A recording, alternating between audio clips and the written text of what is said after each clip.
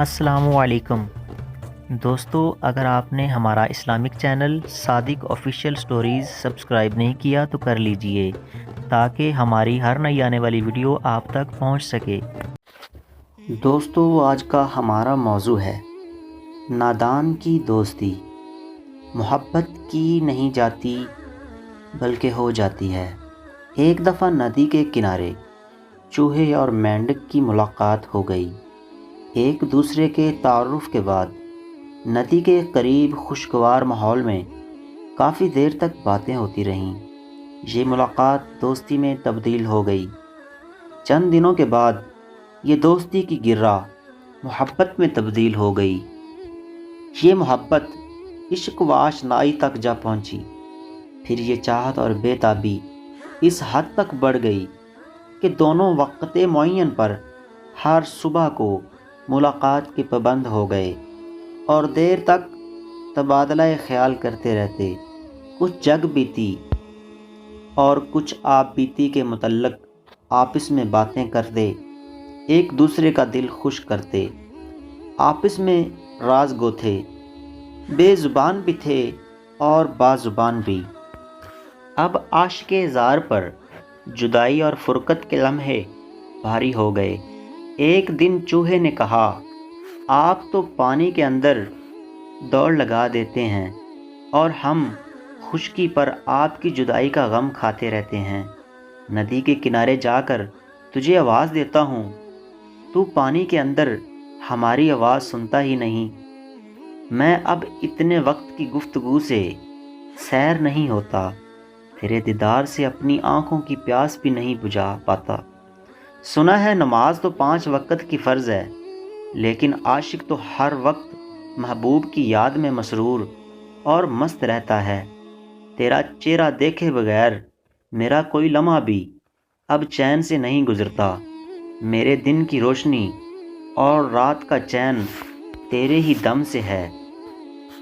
باری باری ناغہ دے کر ملاقات عاشقوں کے لیے نہیں ہے، صادقین کی جانیں تو سخت پیاسی ہوتی ہیں۔ تیرا یہ احسان ہوگا کہ تو مجھے مسرور کر دے اور وقت بے وقت ملاقات کا لطف چکھا دیا کر۔ اے بے پرواہ امیر، مجھے اپنے حسن کی زکوٰۃ دے، اس غریب پر نظر عنایت فرما اور شرف دیدار سے فیض یاب کر۔ کاش میں پانی کے اندر آ کر تجھ سے ملاقات کر سکتا، مگر میں اس سے عاجز اور مجبور ہوں۔ اے دوست، میں خاکی ہوں اور تو آبی۔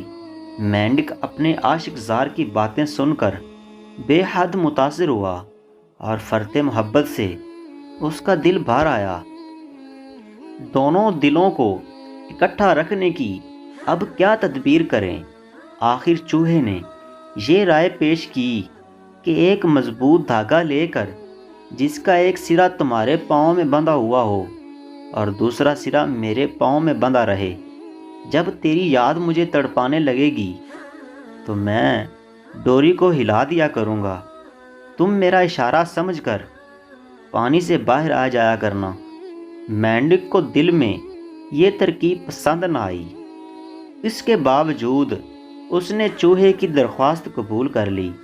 عقل پر جب طبی خواہش غالب آ جاتی ہیں تو یہ نہایت خطرناک مستقبل کا نقطہ آغاز ہوتا ہے۔ پھر یہ دونوں ڈوری ہلا کر بار بار ملاقات کی لذت کے عادی ہو گئے اور اس طرح کئی دن ملاقاتوں میں گزر گئے۔ آخر کار انجام وہی ہوا جو مجازی عشق و محبت والوں کا ہوتا ہے۔ عاشق زار محبت کی پینگ بڑھائے ہوئے تھے اور اپنے محبوب کو پیغام محبت دینے والے تھے کہ پکڑے گئے۔ چیل نے اوپر سے چھاپا مارا اور چوہے کو اپنے پنجوں میں دبا کر اڑ گئی۔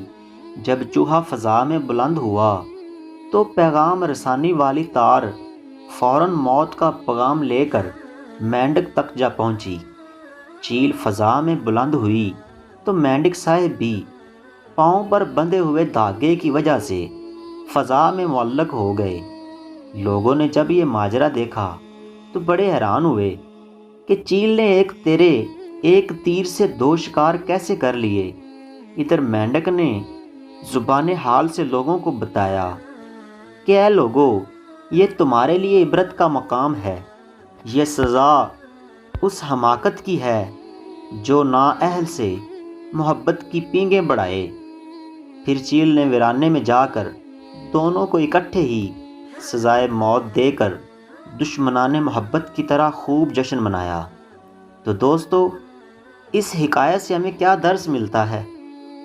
نااہل سے محبت کرنے کا انجام ہمیشہ ذلت، رسوائی اور ہلاکت کی صورت میں نکلتا ہے۔